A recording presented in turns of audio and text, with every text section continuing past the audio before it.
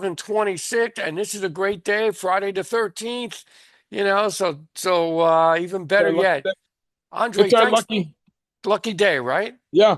I'm looking for a scrap of paper here. It's our lucky day. Yeah. Good to see you again, Dennis. Yes, you too. And I'll start with helping the people out Sure. um with pronunciation of my name. So There we go. you Uh, just say Chumley, yeah, Did okay.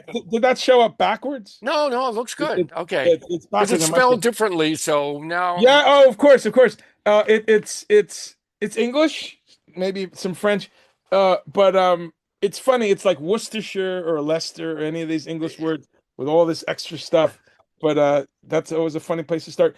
But yeah, man, good to be back. Good to chat yes, to you thank again. you for coming Uh, back. we could start with the most recent kind of musical event for Yes, I want to me, hear about that. What you're doing. which was well, you brought up NAMM, so I can Right. say a little bit about that. NAMM was great. I have a saying about NAMM. Okay. When I go, I always say, uh, I say, "Oh man, I hate NAMM," until I get there. So I really hate the traveling there and the whole thing, and it's just like it's always a time when I'm really busy, and I'm like, "Oh no, there goes that Winter, right? weekend." Winter here, and then. That part's cool, going to some slightly warmer weather. Yes. But I'm always like, it's always an annoyance, and it's like, oh God, here's this thing again. But then I get there, and it's really great because I see a lot of old friends. I see a lot of people that I know, and musicians, music business people, managers, tour managers. I run into fellow crew people. I Yeah. ran into someone I was on the Yes crew with. I hadn't seen in years. Mm. So it's really great for the friendship thing. And then the second layer is meeting new people. Like I met Nathan East last year, or Oh, Peter Erskine, or you run into yeah. people and they're just standing there and they're checking out some new equipment, and they're always very friendly. And then the third layer is the reason we go, which is I always come away with my head full of new gear, Mm. new versions of gear, new improvements, brand new ideas, Ah. stuff that you go, wow, that that person is, wow, how did they come up with that? Mm. So I love that. I've been excited about gear for 43 years or something Mm. as a musician, and I love that in 2026 there's still a couple things where you go, well, that is next level. Wow. Wow, how about that? That's going to change. So it was great to be at NAMM. Yeah, and I went with the manager of Pat Metheny, my main gig, and we went with the kind of a shopping list of, people to Right. Well, say you thank gotta. you. Yeah, new people to check out, people to reconnect with, some thank yous for all the support we've gotten in the last year, and then some new things to try out. So I feel like we accomplished that because we have a lot of touring coming up this year with Pat. Oh, so I So want to ask you about that. You're going to be still working with Pat? so yeah, Pat's my A1 gig, my number one gig. Um uh to the extent that I start with finding out what that schedule is, then I work around it. And so yeah, it's a great gig. Who would ever leave the Pat Metheny gig? Oh my You gosh, know, that's top of the it, top. That's the it, A it list. You're in an it's A list great. group. It's great. And the trade-off is great because Pat is great to work for. He's uh, you know, um a great boss because he's very clear communicator, which I love, and I've had some Mm. really great bosses. But Pat, uh, perhaps, wow, more than anyone, clear communication. Here's the list See, of that's stuff. good. That's Here's what good. we're doing. Here's my vision for what the stage is going to look like, or the type of sounds, or the type of amplification I want this time around, or here's some effects I want to use, or here's the tunes we're doing, so Mm. this needs to be replicated. Here, here's the vibe, here's the type of lighting I want. Here's the type of theaters I want to play. He plays a role in the whole Isn't that thing. something? So Yeah, that's great. Somebody's so organized to work with that has down to the science of how to do a gig, what you're going to play, what instruments. That makes it kind of easier on your part to make sure it gets done right. absolutely. Yeah, it's still a challenge. It's still difficult, but that does remove. one big area that I have had with some artists where there's a moving target and they're not being clear, or there's, they're hard to communicate. So that's one of the Mm, first things on my list why I love that gig. I also love it because I love the music. I mean, I've worked gigs where I don't know the music and it's maybe not something I would put on right. sometimes, but this is one of those examples where um here's an artist that I literally grew up with. I learned about music in a large manner, and a big percentage of my learning was being 16, years old and Yeah. hearing some Pat Metheny in the college dorm and going, "Wow, that's different. What's that?" And then a few years later, seeing him live, I saw him at age 19, Mm. and then saw every other tour that he was ever nearby. Oh, wow. Oh yeah, since I was 19. So I've always been a fanatic, really, and I would. He's one of those artists where Tuesday morning, which those of us old Yeah. enough know, that's when the albums would come out. Um, they would ship on Monday and be in the record store Tuesday for you young kids. Yeah. Yeah. And but I would be there on Tuesday morning for a handful of artists, Pat, Yeah. Rush, Tom Right. McLaughlin, whatever. But I would run out and get the whatever the Pat Metheny record was every once or twice a year because he was on so many records. So that's another second kind of beautiful thing for me, that I know the music, I know his aesthetic, and he I've gotten great feedback from him about that, because there's times he will say, "Hey, we're gonna do Message from Home," or we're gonna do Yeah. Have You Heard? We're gonna do this song, that song. And right away I go, "Oh, cool. That's you got the 12 string on that, Yeah. right?" Or "Oh, great, that's got a synthesizer solo. Let me make sure that's ready." Or whatever it might be. Um, I know these albums, I know these tunes, so that it's quicker for him to kind of say what he wants, and I know, oh yeah, there's two guitar solos. One's on the electric jazz guitar, one's on the synth. I need to remember that. Blah blah blah. So there's a lot of stuff there. And the third and final thing I'll say, um, in a concise manner, is that there's this beautiful feedback loop of that. I do a lot of the kind of MIDI connectivity and MIDI work, and thinking Right. about signal paths and connecting his uh, pedals, looping pedals, and what's being driven by a sequencer that's going to influence this Yeah. choice. That's technical to do Just, that. just, just all the nerdy guitar pedal kind of, okay, how do we hook these up? How is this going to happen in the middle of the song? How is this going to change? So doing all that stuff and knowing about, again, sequencers and Yeah. MIDI control, CC numbers, and knowing about uh, uh, when you need to address three or four devices on different channels because you're sending different messages, and how to put looper signals properly so that there's unity gain, and in the monitors, blah blah blah, all that stuff. What's cool is that Pat is one of those people, when I was a teenager, that I started reading interviews about Mm. all that stuff. Right. Huh. And I would read interviews with Pat, and with Adrian Belew, and with Al Di Meola, and with David Torn. Wow, I've been so fortunate. I've worked with all those guys. Wow. That's So something. it's like this full circle where I kind of became obsessed with all of this stuff, MIDI guitar and sequencing and looping and amp modeling and all that, through this group of different people, Keith Emerson. And then Yeah.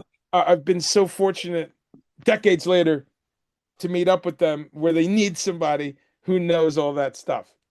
So And that's why you're special with that. Now, is it the same show every night? Does he change up, or is it the same? How does some artists play the same show every night? How does Pat change up on songs? that's a great idea. Now we're just done with geez, well, two straight years of the solo thing. Was it 3 years now? I'm confused. 2025. Uh Yeah, I guess 2 straight years of the solo show, which we went around the world, 200 shows. Amazing. 5 continents. Wow. Yeah, we just finished that in October at Carnegie Hall. So there's a Oh, special of way. all places. Wow. Beautiful. October 9th, we finished 2 years. I'll start with that. That show, yeah, nominally it was the same tunes. He would come out with the solo nylon guitar, do this medley that Right. changed a little bit each night. He had 80% of it would be the same little bits of different songs, like a nice medley, but he would change and add different things. Uh, and then later in the night, and then he'd do a few songs that had a beginning and end in the middle. They were very much formalized, a little bit of improv. Then as the night went on, and he would get into looping, and he would loop like some blues changes, or he would do different jazz standards or some of his own standards. He would improvise, he would change the length of the bridge, or he would mess around with where the solo went. So I think the answer is, and he did that too when we've toured as trio, as a quartet, different Right. things. I think his MO is very much, we can use the words, what is jazz? Because in the very same way that jazz and the classic kind of jazz approach, you have a head, a melody, a theme. You have this thing that comes out and repeats, and then the sax player goes off somewhere. Then the bass Right. player goes off somewhere. Then the guitarist or the keyboard player, and then you come back and you play that melody each time. I think Pat's shows are similar to that in that you Hmm. have this definite kind of uh, uh, framework Right. of these songs that you're going to hear that he knows he's going to do. Maybe two or three of them switch out every few nights. So there's a grid that yes is very much rehearsed, that we all have to be on the same page every night. I'm handing him a guitar right at bar 57 of this song because that's when he's going to take that solo. So there's a lot of structure, and that's true with the lighting people, with the monitor mix, Mm. with everything. But again, jazz, Pat has always left these little areas where anything can happen. That's So great. That's improvisation, uh, maybe play it in a different key or play it with a different guitar, or you know who who's going to do the solo. So all of us on the crew, and we have a crew chat so we can stay in touch during the show. We yeah. can have uh and often we remark to each other like, wow, can't believe he did that, or that was different. So there's he keeps you on your toes. That's what's good. Yeah, it's a Because nice balance. I know this is going to be a solo So tour again. right. So no, Oh, we just okay. finished the solo era, and it Okay. was his first one. I'm very honored to be on board when he did his very first full-on solo touring, Hmm. which was like I said, 2 years, and there's tons of, I guess there's videos on YouTube, and yeah, there are videos and stuff. It's just him, but we had 11 guitars. We had the Wow. bits of orchestrion. We had sequencing. We had when you say solo, some people think, oh, a guy with a guitar or two. Yeah, yeah. No, 11 guitars, Oh a, my a truck gosh. full of equipment. Wow. But that's done. He's done with that era. Okay. During that time period, he put out two solo records that were both baritone guitars. One of them baritone nylon, the most recent one, and then the most recent solo one, and then another one that was baritone steel string, like a fan fret baritone guitar. But two beautiful acoustic guitars over this 3 year period, acoustic guitar albums. Now we begin a brand new era Hmm. of a new quintet. Oh, Yeah, okay. so this is a quintet tour.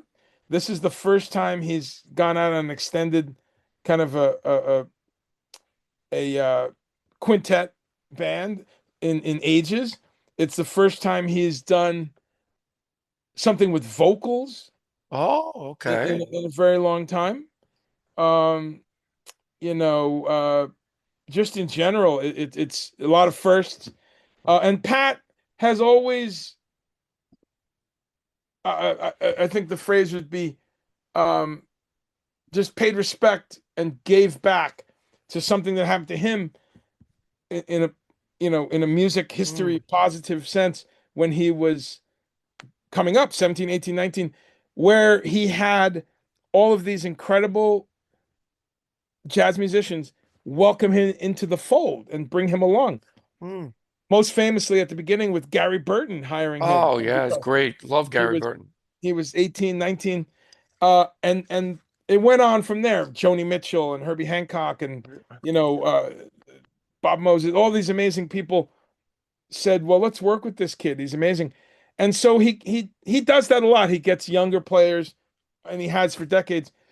But he's really been focused on that with this side eye project the last 5, 6 years, where he's had uh, James Francis, who then was replaced by Chris Fishman on keys. Right. He's had Nate Smith. He's had Marcus Gilmore. He's had, and now Joe Dyson for many years. Mm. All of these are people very young at the time. And he's done that again by expanding the band. A very young bass player named Jermaine Paul Okay. and a guy named Leonard Patton who's younger than me, but somewhere in the middle. He's older than the other guys. So here's if we can Oh, there you go. show I people see that, that. Wow, okay. so people can Beacon look up. Theater. Say again. Beacon Theater, I see. Yeah, that's the Beacon ad. But Okay. this anyone that's looking at everyone interested should just go to patmetheny.com Okay. and you know we've got 2 months plus of dates across the U.S. So go see if we're coming nearby. I'm going to And try to check it out. Maybe I could say hello to you before the show or something. yeah, exactly. This so this is the album cover, and also kind of the art, and it's exciting because he's never done this with these 5 people.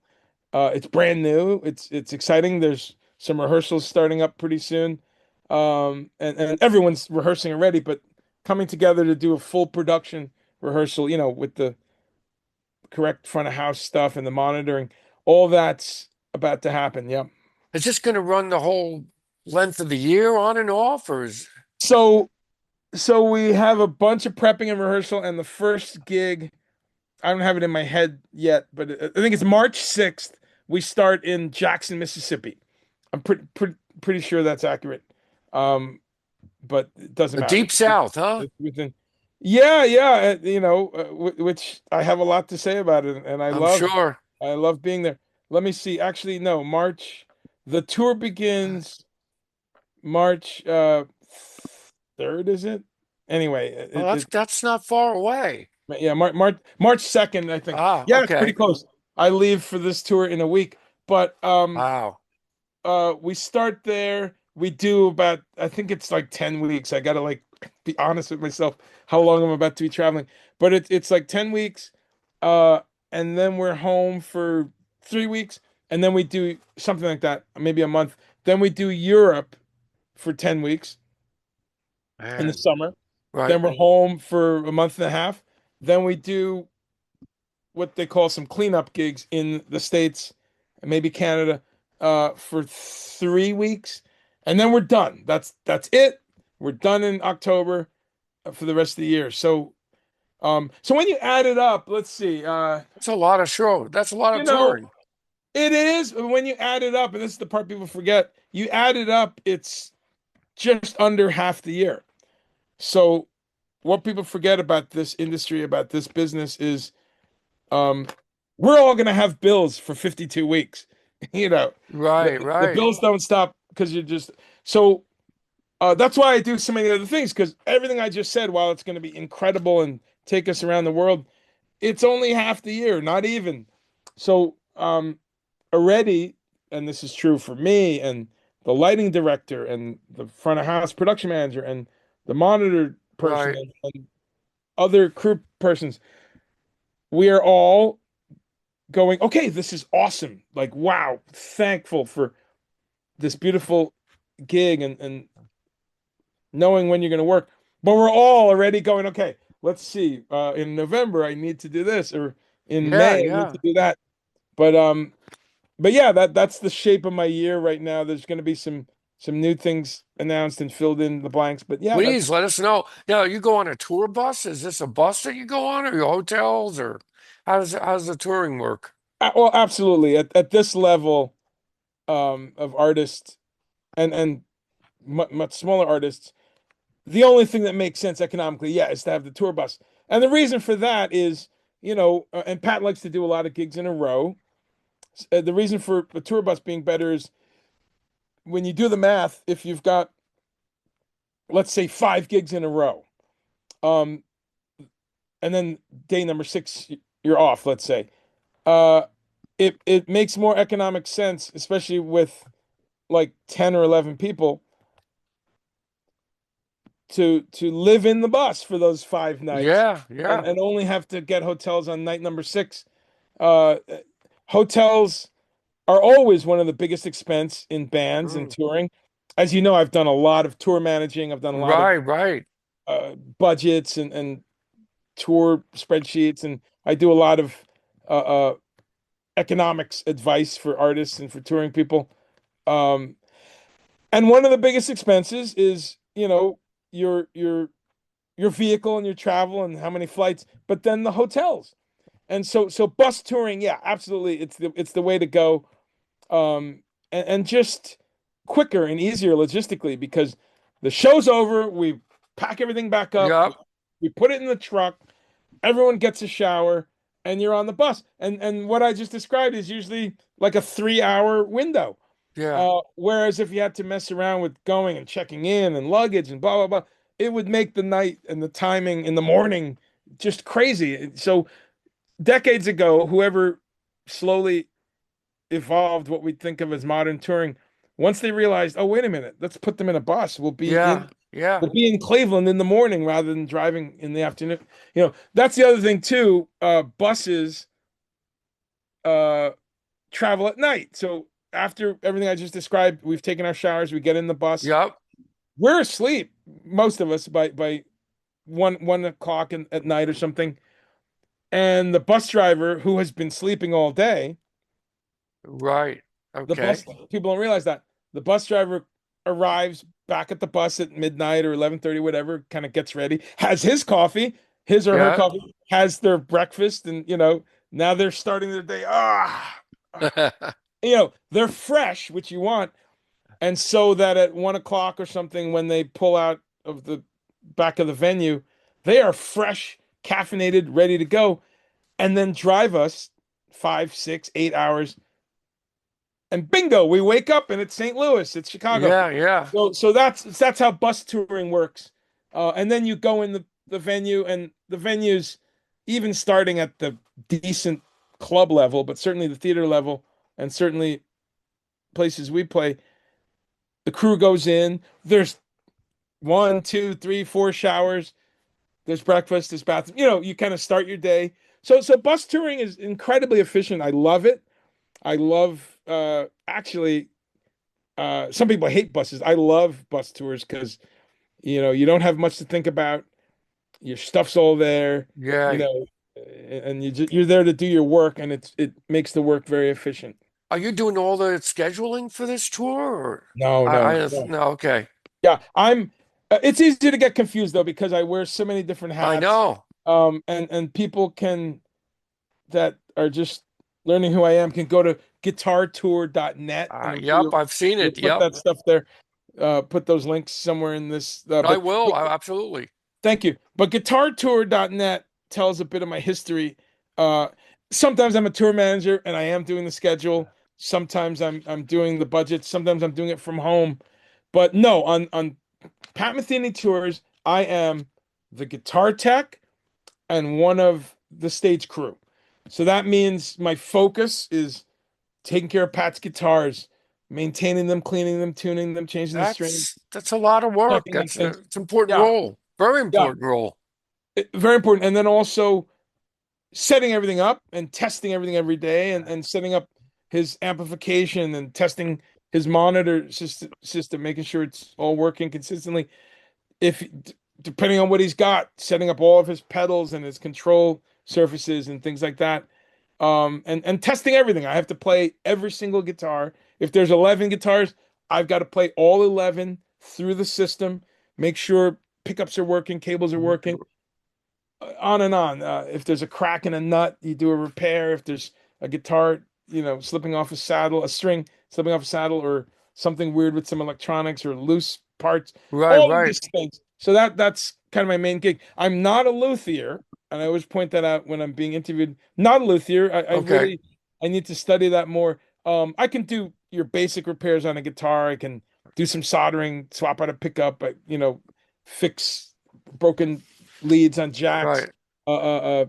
do some repairs on a nut, do some stuff with intonation, truss rod, saddle, string height, repair basic things that can be glued back together, um, change tuning machines, just basic stuff, but not a luthier, Okay. and which most guitar techs are not, Hmm. because very simple reason, luthiers will be more sane and make way more money just staying at home Well, yeah, I'm sure they guitars will. locally. So the real good ones we appreciate, but we have some excellent luthiers, and we have um one guy that Pat has used for um for decades, Hmm. and he is in Boston. Uh and that cat gets all of Pat's guitars. Um and I guess I can, yeah, I'm wondering if that that is public. But I think I'm always very careful to share information Sure. That's if okay. but I'm thinking, I think Pat has mentioned this guy in interviews, and he's well known. His name's Mark Herbert. He's a excellent luthier in Boston, Okay. and yeah, that's very public info. So this guy Mark Herbert has worked on Pat's guitars for decades, and so he knows all the different things. And the second person that I want to mention, and also very public Sure. information, is her name is Linda Manzer, and she is Pat's luthier, but also his guitar manufacturer for Oh, okay. for decades. Again, uh, since the '80s, and she's made. She says she's lost track, but she says at least 25 guitars that she's made for Pat, including his famous um, Picasso guitar. Oh, I've seen that. So that's Ah. another link to put up for people is Oh, yeah. Manzer. Look at Yeah. that. Okay. So it's Absolutely. it's just Manzer.com, Okay. Mander. Wonderful website because it's got her different guitars, and Beautiful. Yeah. tells her history. And right on there it is. Oh, that's it. I've seen that. And Wow. that's the original version That's a neat guitar. Look at when that. you had the uh, uh 12 string headstock up there. That got removed actually. So now it looks like that, Okay. with that piece removed. But beautiful site, talks about her history. She's an incredible woman, incredible creative. She's an artist that does these beautiful inlays, and Hmm. just, uh she's become a dear friend. And she met Pat in Japan, like in the '80s. She was there traveling, just traveling around, and it's a beautiful quick story. She saw, first off, I always try to wrap my mind around Japan is kind of the Wild West traveling Yes, there I've been there once. I today. love it. It's amazing. Traveling there today as English speaking person that doesn't speak Japanese. I love it. I've been there 11 times. And I don't mind at all not knowing the language. And the people are wonderful. They're beautiful. They are. But now I can pull open my phone and ask them for, vegetarian food or whatever with my phone, with my translator. Right, right. I'm trying to think in the early '80s, what the hell was it like? Like you had no phone. You couldn't find your hotel other than, you You know, had to have a card to the hotel, I think. you I know, think that's the only way. I don't know. I mean, you get taxi drivers now in 2025, when I've been there recently. The taxi drivers, no one speaks English. So I'm blown away when people used to go there, in the 1700s, people. So that's kind of, but so she goes there in the early '80s just to travel and enjoy it. Yeah. And she's traveling around, and she's in Tokyo, and she sees a poster, Pat Metheny playing next week or in a couple days.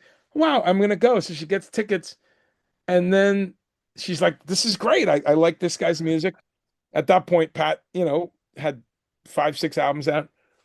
You know, uh, maybe he's on 5 other albums. So I think I'll get this right. She's crossing the street a day later, and there's some Occidental people, some Western people, Yeah. Caucasian people.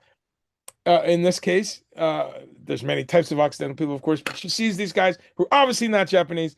A couple of them Yeah. really tall, which you don't see, and she's like, "Oh my God, I think that's someone in Pat Metheny's band."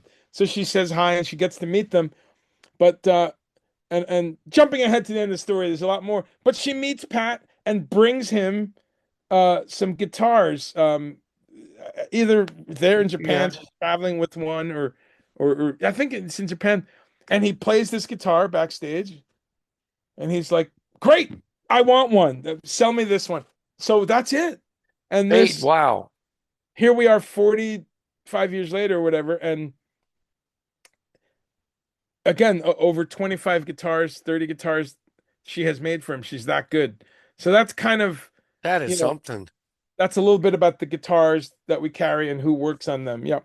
Must be tricky transferring these over on a plane, right? To Europe, all those guitars. I mean, unless, Well, well, we haven't worked with Tricky yet, but I love his music, and I hope Pat collaborates with Tricky. No, bad joke. I'm gonna do a bunch of dad jokes here that's and there, her. but but no, Tricky. I know what you're saying. It's tricky to travel with those. Um, it is. We have really, really excellent hard shell cases. Oh, that's good. ATA approved kind of hard cases. We have a bunch of different ways we do that. That said, you're still at the mercy of each airline. Right. Throwing If, stuff and, not handling baggage right. That's we're still at the mercy, but knock on wood. Um, again, last year we did 5 continents, dragging that stuff around. We were up in the Arctic Circle, and we were down in Uruguay. So we were holy smoke. at the opposite ends of the earth almost. And Australia, China. Well, we didn't play any gigs in China, but we were in South Korea, Singapore, Right. Japan.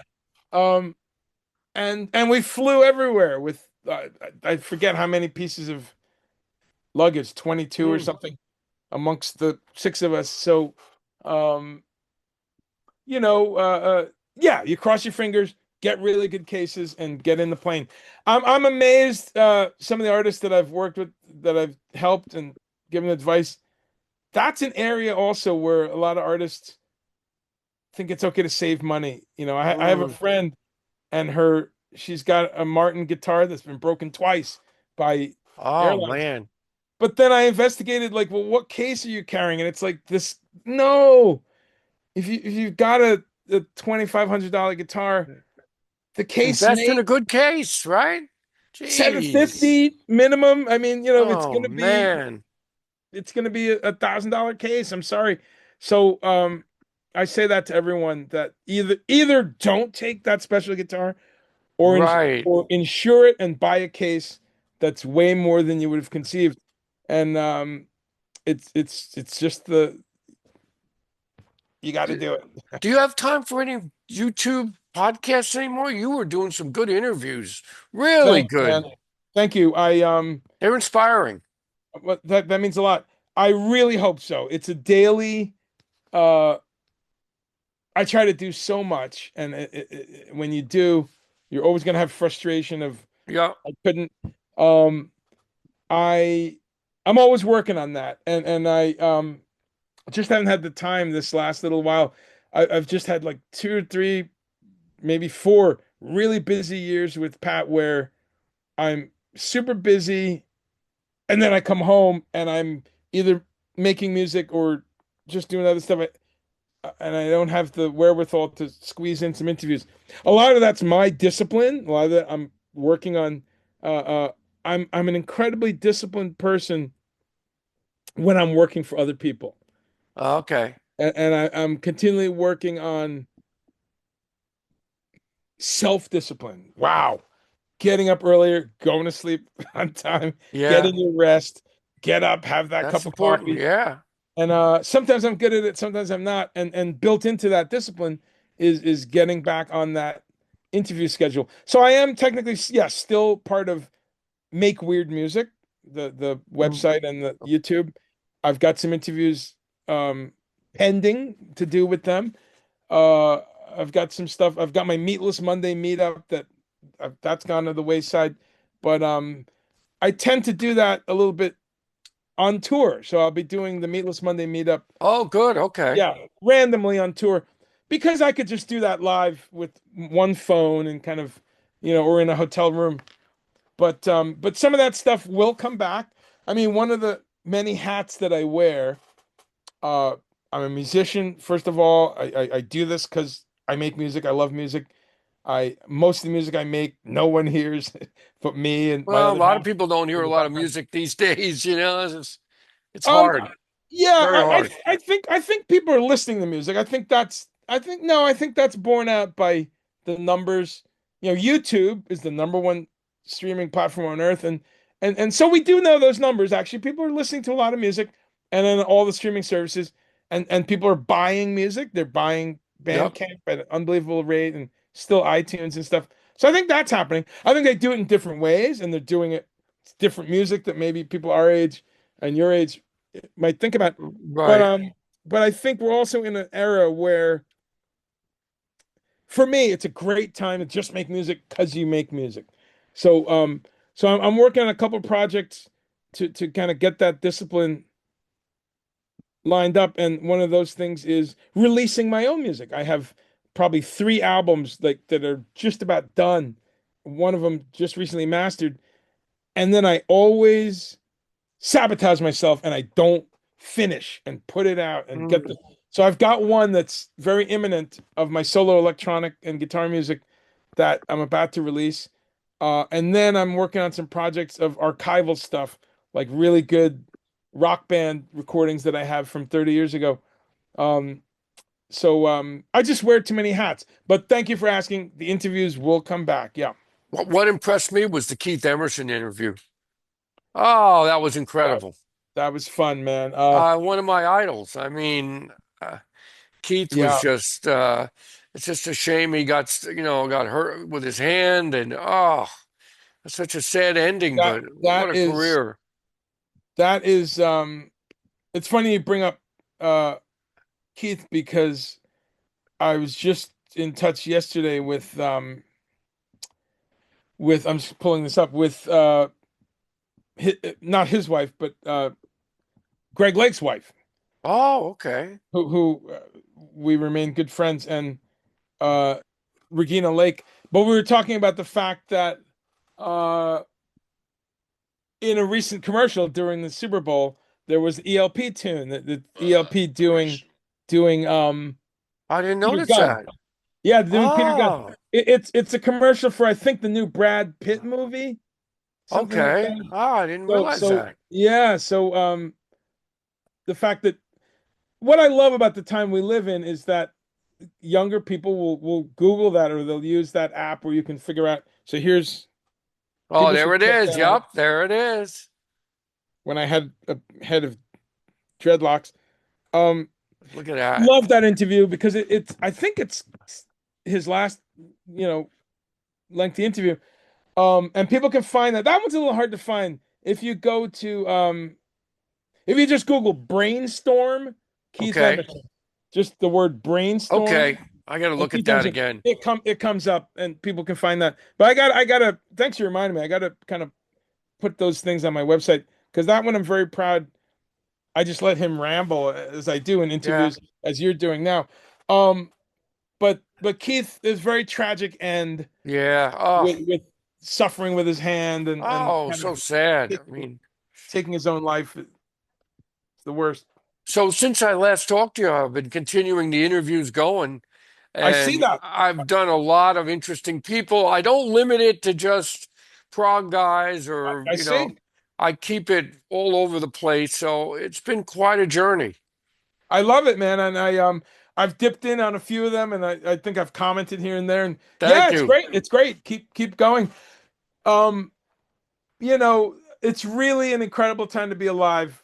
It is. if you like to learn, and one of the ways you learn is watching these interviews, listening to Oh, these interviews. I've learned so much from people that I didn't even know about from I some love of it. these I love artists. it. And I love that it's now so easy that some incredible artists just sit there and go, yeah, sure. All I have to do is go into my office and sit in front of my computer for an hour or two. So all these people we've grown up with, to see these incredible interviews talking about classic records, classic tours, but also, and I'm one of those people, kind of like, well, Pat's like this. A couple of my heroes are like this, and one of my big heroes, musically, spiritually, Al Cooper, is like Oh, this. yeah. Yeah, and there's a handful. Yeah, I have to say it's the minority of artists over 30 or 40, but all those people I just mentioned, Stephen Wilson's like this, who I love. They all are always listening to new music and talking about new music. And I'm perplexed that the majority of I'm 61, just turned Yeah. 61 just days ago, and I'm perplexed at how cynical people my age are. They don't listen to any new music. I'm generalizing. I'm not saying True. everyone, I but agree. the vast majority. You bring up Nowhere, or you bring up Black Midi, or Bent Yeah. Knee, or Mohini Day, this incredible bass player. You bring up any of these artists, they go, "Who? Who's that? Who's Snarky Puppy?" Even I'm like, "How do you not know Snarky Puppy?" So when I say I'm happy to watch all these interviews with people from the 60s, 70s, 80s, 90s, it's great. And I spend a lot of time watching interviews with like Chiquita Magic, this woman who's an amazing composer and singer and keyboard player. She plays with Noah and Lewis Cole. Or Oh, okay. I'll watch an interview with Lewis Cole or Genevieve Artadi, all of them in that group, or whatever, everyone in that group. And then people like Mono Neon and Thundercat, and you know, you can't keep up. Yeah. All the people in Snarky Puppy, every one of them, if you just Google their name, whether it's the violin player, this guitarist, Michael League, the leader. And what I love is scattered on YouTube, every one of those people has a solo project, has a tour they're Yes. doing, has,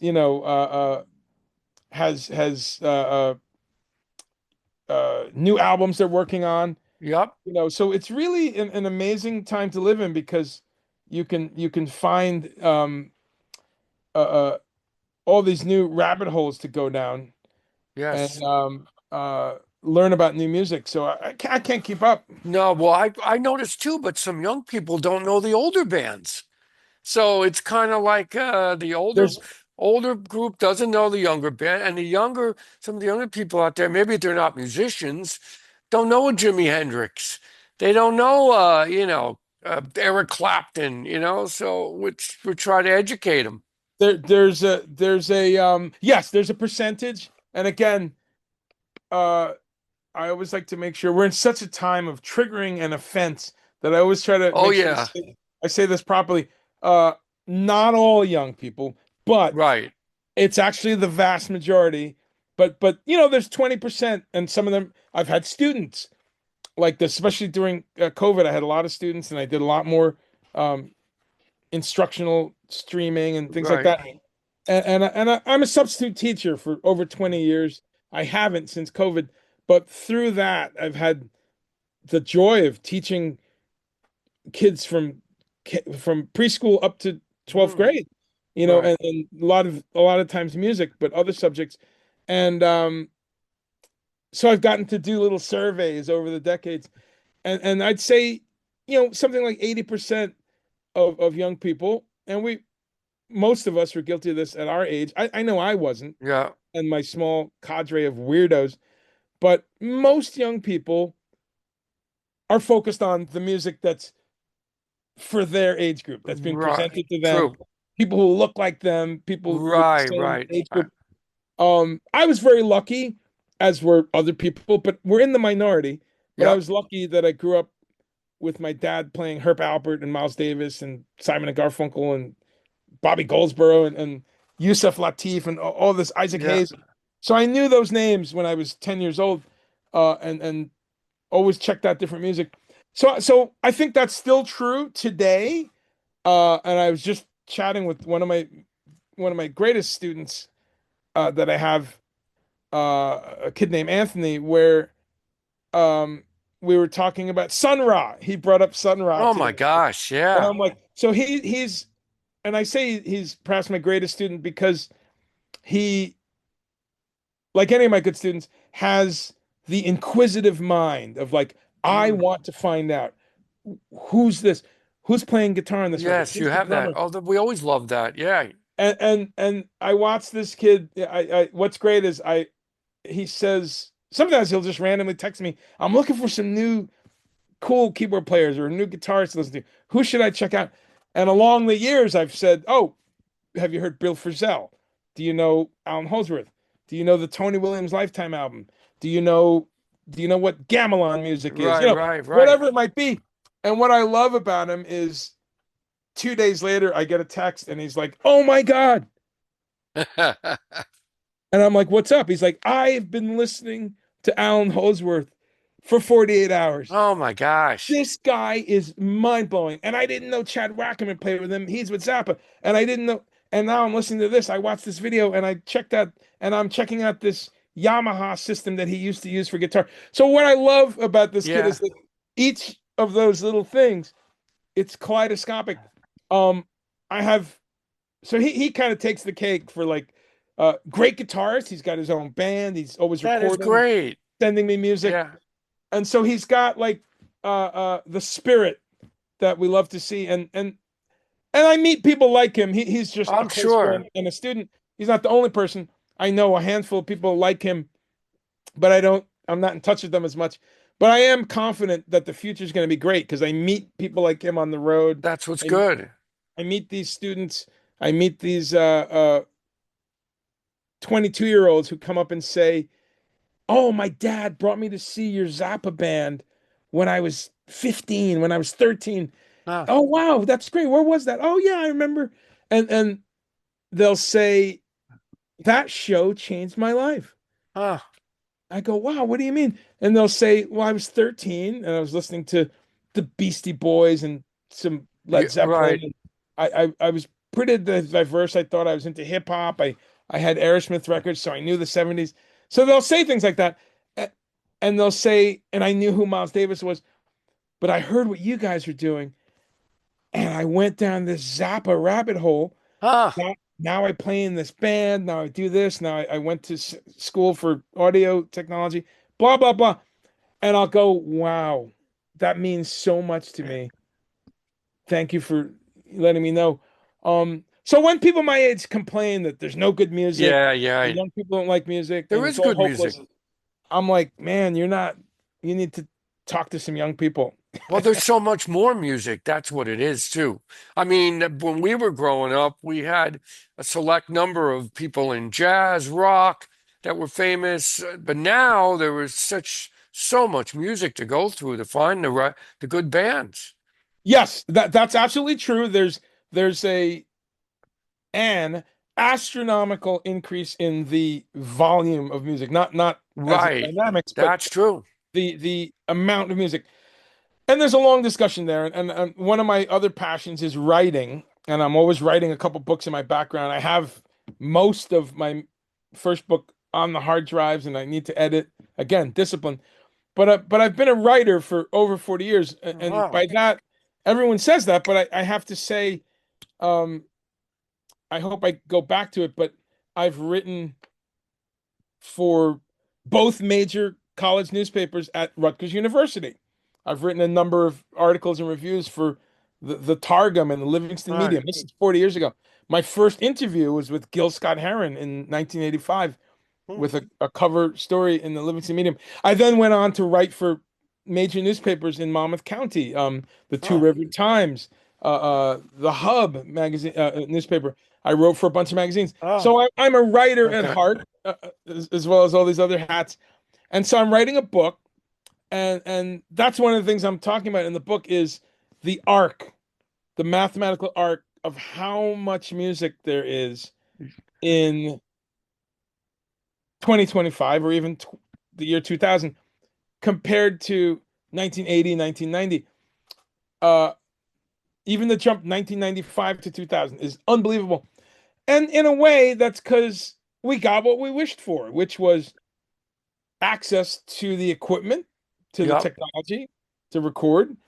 Uh, you you know, there was a time when I was alive, when you, as a teenager, when you minimum $1,000 a day to go into a studio of certain quality to record an album.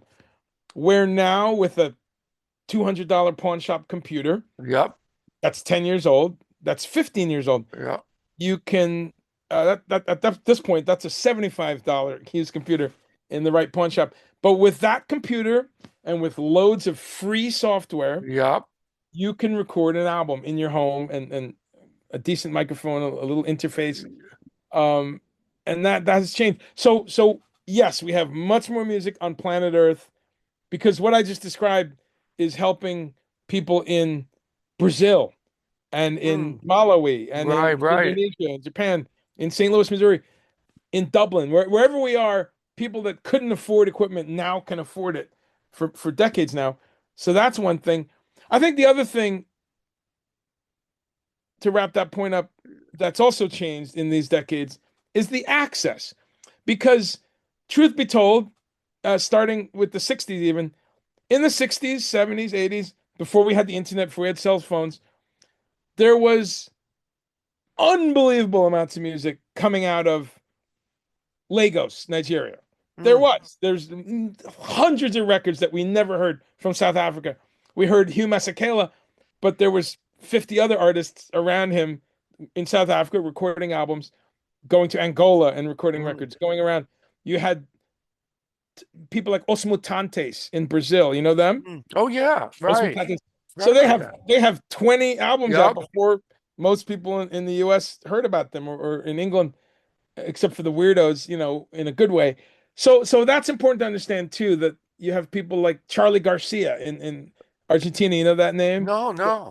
Yeah, check him out. And that's Okay. Charlie Charly, throwing us Okay. a curve. But people should look up Charlie Garcia, for instance. Still alive. I think he's about 80. Okay. And the quick description of him, he's kind of the Argentinian Todd Rundgren combined with Paul McCartney or something, where combined with Stevie Wonder, where he's got dozens of records out, been an Argentinian legend since the Oh 70s. His records are all over the place, like Todd. yeah. Some are pop, some are experimental, some have a jazzy thing, some have, bossa nova, some Yeah. have Latin music. Unknown in the Yeah. US. I don't Still know. Yeah. 2026. So I think that's the other thing too, is that uh India, thousands of records coming out in the 60s, Of 70s course. that we Yeah. never heard of. So I think what's also different is we, those of us in the USA and in England, mostly in the USA, because the English had a little bit more exposure to world music, even in the 60s, 70s. In the US, we kind of grow up with, here's this little box. Yes. Music Yeah. comes from America and England. Like that's kind of, unfortunately for the majority of people, a concept that they kind of don't realize they're being boxed into. Um, you know, uh, when you think about it, even someone coming from Canada was this big, huge deal in the Yeah. It 70s. was. Wow, Yep. Rush, how That's exotic. true. They're from Canada. Yeah, that's right. Joni Mitchell, Triumph, they're from Canada. Um, wow, that's an exotic place. Oscar Peterson. Yeah. Yeah. And meanwhile, it's like, no, it's right next door. It's the same North America. North You know. American post-colonial kind of culture, for better or worse. So I love that. Again, this is another thing with younger people. I love that uh, the younger people that have opened their minds, when I talk to them, they know all this stuff about Japanese music, Chinese music, Yeah. Peruvian music, music from Morocco and Ethiopia and whatever it might be. They know these Malian guitar styles because of Ali Farka Touré, or his son Via Farka Touré. And I love it. I've got so many friends in their 20s and they're like sending me shit and going, here's this group from Madagascar or whatever. So it's great. Amazing Yeah. time. Yeah. Well, I should probably let you go here, right? I mean, this has been a great talk, Andre. Yeah, we're closing on an hour. We can do like two more questions if you've got two specific. Okay, Yeah. so what were some of the couple of new instruments you saw that on in NAMM that really blew you away that said, "Wow, this is something to look into." And Right. is there a Okay. few items that you could mention that Absolutely. Absolutely. I'll say, much like mainstream pop music, uh, you know, most of it's the same, unfortunately. But there's also so many new things happening on the edges. So okay. NAMM in general was like that. Like a lot of times I'm walking around going, really? We need another fuzz box? Like Yeah, what can be said in fuzz at this point? I don't true. know. Maybe I'm ignorant, but after 200 fuzz pedals and Yeah. this germanium That's it. chip and that, like really, but I get it. There's someone that wants a new one every couple months on their pedal board. So there's a lot of that and a lot of guitars that look just like a Strat, but it's got some new name. I would say though, in the department of really unique and amazing, there's a company ASM, and they make Okay. this thing called the Hydra synth a few years ago. That was groundbreaking, incredible synth, digital, Okay. but with a lot of incredible wavetable synthesis and incredible new ways to do modulation and things like that. Um, so that company is real interesting because it's one of the first countries that companies that's completely Chinese. All the design, Oh, yeah, all the design is Chinese. The entire company where they manufacture is Chinese. A lot of companies, of course, are in Germany or the US or England and send their stuff to China. you're That's right. different. But this is an actual Chinese company. So they have a new synth called the Leviathan, Okay. and that's a quick picture of it. And that's the this desktop one. Here's the Oh, that's the beautiful. so people can look that up. It's like the word Leviathan, Okay. Levia synth, Leviathan. Really unique. And this company also has a new wind synth. I thought that was also very unique. A wind synth is like this synthesizer for horn players, When you're sax players. right. You might have seen that. I've seen that. I think Roland or somebody had something Yeah, like that a Roland while has back. one. Yeah. Absolutely. Yamaha had one. There was a Yep. few 50 years ago, some of the companies, Yamaha came up. So these guys have their new one Okay. called the Diosynth. And I thought it was really unique. I've worked with a couple artists who have these, and this one's unique. Number one, it's got all the synthesis right in the synth, which a few did, but not as good as this. It's got a little speaker so that you have a little tactile thing, and it's just got a lot more functions and amazing synthesis. So that's a couple right there. The other one that really blew me away and blew a lot of people away, and this is a company that's been pioneering for decades as well, is Korg. And Korg has this thing called the Phase 8. Now look at that. See I that? mean, That looks like almost a kalimba, almost. very You strange synth. know? So those eight clearly our mind brings up kalimbas or Yeah. xylophones. Yeah. Those are eight metal tines that you can play, and they give you a little box um kind of kind of oops. Sounds to it, or Yeah, let me get rid of this one called. It gives you these little tines that you can tap with a mallet, okay. and they give you a little box of pieces of metal and bricks and stones and things, and you could put things on those tines, and they change the sound of it. So it's kind of amazing. So those are two that jumped out. The Korg one, because it's a completely different way of doing synthesis, it's using this physical resonance. The Right. That's pretty neat. 3D objects in space are going to resonate differently than software or even firmware or hardware, like Right. what's on a chip. I mean, that's just physics. And so that's always been an interesting area. So Korg is going in a new direction here beyond physical modeling. They have this thing. I like that. Um, Let me think. Otherwise, yeah, most of the synthesizers were just a lot Business of as the usual, right? Same. yeah, for the most part, all the effects pedals, all the drum machines. Electro Harmonics had a couple interesting things. They always Mm, have some weird space age shit. I will say Electro Harmonics has this thing called the POG 3, POG 3. okay. Unbelievable polyphonic pitch shifting and kind of you know you could set it for different keys and Mm, do different harmony relationships in the pedal.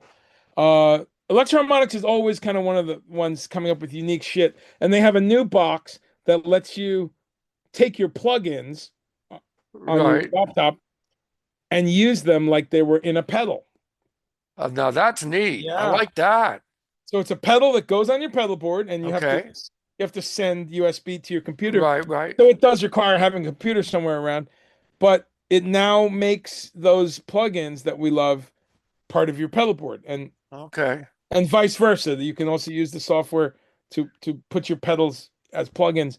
That I thought was an idea that they did really well. Um, there's a company called Jamstick, Jamstik. Okay. They've been in this very weird area of guitar synthesis, Mm, which is a fringe to this day. But they've done a lot of stuff, and they've got some amazing guitars that track really well, that are pretty cool guitars. So I like what they've been doing. mm. Um, you know, yeah. Otherwise, I think what's great is in general, everyone keeps raising the bar on stuff. That's what's good. So these synthesizers that I mentioned are getting more and more workability packed into them. Chips are getting better, faster. The things you can do now on a very small surface. I think also there's a lot of growth on like interfaces for computers. Uh, uh, Mm. Ableton Live kind of leads the way, I think, Yeah. on what a great all around package of it's sampling suite. It's a DAW. You can record with it. It's of course incredible as just sound source for synthesizers and playing clips and all those sounds. But it's also like 100 years of audio processing in a suite, all the Isn't that something? compressors and effects and everything.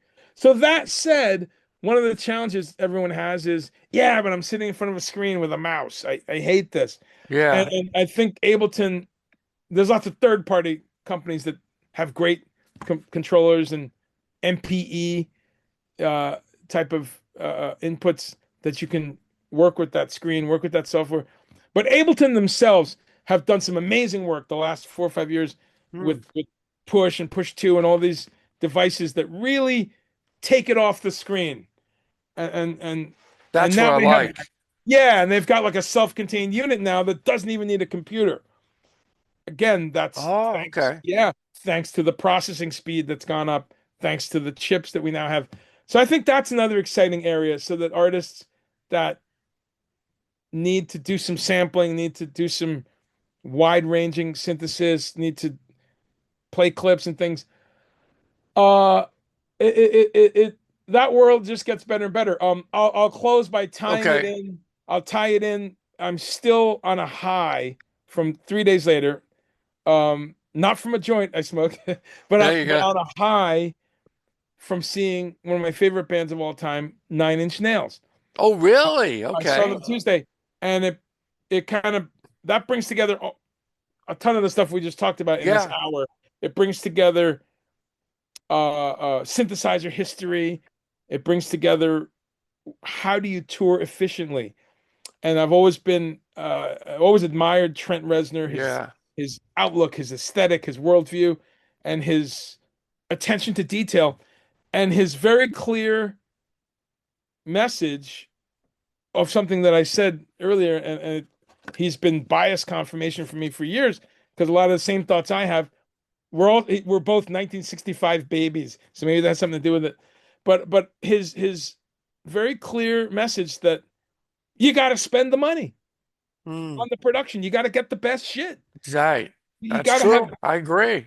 the best lighting directors, the best creative projection people and stage design. You got to have the best sound people. It's got to be awesome when that audience walks in there. Spend the fucking money. Get the best. put the show on that people are just going to go, I can't believe I saw that. And me at 61 years old, I went the day Right. after my birthday as my birthday present. I was blown away that I had some of the excitement and wonderment that I had at my first shows at age 14 when I saw So that's Kiss something. and Rush and things like that. Um, and I was like, oh, what's going on? Was it The the sound lights, the quality sound, and the lights and everything? And all the above, all the above. Sounded great, even in a big stadium. The lights were unique and incredible. Again, I'm in production. yeah, right, right. I do shows at all kinds of venues. I just did a show on tour with Todd Rundgren where we opened for Heart. So I got to be in that large arena setting and see the types of lighting fixtures and the type of stuff that people are using in 2025. And this blew it all away. Oh, The spectacle, the 3D aspect of it, where you would look around at different things. Uh, the fact that they had two stages, oh, yeah, wow. one stage out in the middle of the audience Yeah. that the show started there, and they would bring the band back and forth two or three times. Um, the the technology, which is where I'm coming from with Yeah. using Ableton, using Mainstage, using sequencing and cutting edge hardware and software, Mm. guitar modeling amps, all these things uh, that I love to see them pressed into service with incredible songwriting. I mean, that's the other thing too. Mm. My opinion, an opinion of a lot of people of Nine Inch Nails, and I say a lot of people because here he is once again on a virtually sold out arena tour and Right. stadium tour in some cities, and it's I wouldn't say I think a lot of people don't even know they're on tour, but those of us who love the band, so I think what has kept that band vital for 35 years is the songs are so great. Wow, I mean, and to that point, for at least a half hour, probably 20 minutes of the show is just Trent at a piano. Wow. One That, human being that's it, huh? playing a piano and singing beautiful songs. And that was the other reminder I had that every one of the songs, even the ones that had big layers of Yeah. beats and sequences and guitar parts and all of those songs are just good songs. And that's what So holds up over the years, right? yeah, so kind of almost everything I think about was tied together on Tuesday when I saw Nine Inch Nails. You know, doing things at a high level, doing things the right way, getting the best people on your crew and in Yeah. your creative team, having incredible songs. No, so that I'll close with that. Beautiful. But before we go, I thought of Yeah. you because I saw the Steve Hackett band Oh, in October. Oh, what a well-oiled machine. And I thought of you because I've always kept seeing his guitar tech come out yeah. and I mean, Steve is just incredible on guitar and Well, his band is top notch. one of my favorites. I have one of his albums Ah, right here, one of his vinyl records. But Steve's one of my favorites, and he I just had the Cured album it's sitting here somewhere. yeah, I Not important, but Steve's one of my favorites. I had one chance to work in his crew, but I had something else going on. But I've met him on the cruise a few times. I'm very fortunate. are you going on the cruise I'm not. I'm not. Ah, that's too I'm bad. heartbroken. I'm working on it because I'm doing some of the paperwork for Adrian Belew and Jane Getter. But Steve is one of my favorites, and he's another one where there's two distinct careers there. I mean, if he Yeah. never played another note from the day he left Genesis, we'd still be saying, "Wow, cutting edge! Yep. What an influential player." That's it. If he never did a solo album, and he's got what 30 solo Yeah, albums yeah. since the mid '70s, I don't Incredible. know, but I love him, and I love that I always check out his new records. They're always interesting, always great, and I love that. Unlike some artists, he doesn't have a problem with the past. He loves it. I think a few years ago he did the whole. What album did he do? Well, he did Foxtrot and Foxtrot. Nursery Crime, and Yeah, now all he the way. did parts of the Lamb, and then he did Yeah, started up with his solo, some of his solo music to start the show. And I've been fortunate to talk to Rob Townsend in the band, right. Great, Jonas Rangel, I just spoke great. with. So nice people, I love it. a I love it. really tight crew there too. I mean, they Yeah, write at, great crew. A great crew. I've known a couple crew members. A good buddy of mine, Steve Richmond's currently on the crew. I think keyboard tech, although he could be anything. Front of house, bass tech, drum tech, monitors, you name it, yeah, guitar tech. Um, and I hear nothing but good stories. So yeah, I hope I catch them again. Great yeah. band. Well, listen, good luck with the year coming up. I wish you always the best. Thank you for coming on. You're the busiest guy I know that's keeping busy with music, and you got more hats in the fire than anybody I've ever met here on this show. Well, thanks, man. And I know Thank you. I know you have some links there, but here's my old school reminder to people: Sure. a business card. Ah, there So you go. Okay. guitartour.net. That's where you Okay. can see most of my touring stuff. I need to freshen that site up a bit. Okay. Do And some I'll different put stuff. all that in the description, of course. That's it. And what we didn't talk about, and I'll say real quick, I'm always doing my own music, solo music, and Oh, yeah, that's right. so that's it. We are Next Amsterdam, time. and people can go to weareamsterdam.com or at We Are Amsterdam on Instagram and stuff. I finished last year with all that touring I did last year, which was I lost track, but I toured 5 continents Oh my with gosh. Pat, and I did 2 continents plus Hawaii with Todd Rundgren. Oh my And gosh. Wow. amazing, amazing year. But one of the best things last year, after all that, I did a 2 week tour opening for Tony Levin and Stickmen. Oh man. Did you know Wow. that? Look, I know those guys. I spoke with Yeah, of Marcus course. Rutter and I've Marcus. also spoke with Pat. Yeah. Did you know I did a tour with them? No, I didn't know See, that.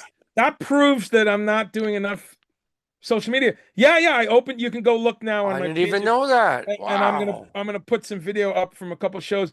But I opened solo for them on the whole West Coast tour. Oh my gosh. Yeah, I was actually Wow. involved. I got involved in the booking too, and I booked 4 of the gigs, I think. Uh, uh, with their booking agent, Robert Fraza. But I had an amazing time. I mean, it was amazing being in front of these King Crimson fans, Oh electronic yeah. music fans, and they were so welcoming. And I got to do my music, which is modular Yeah.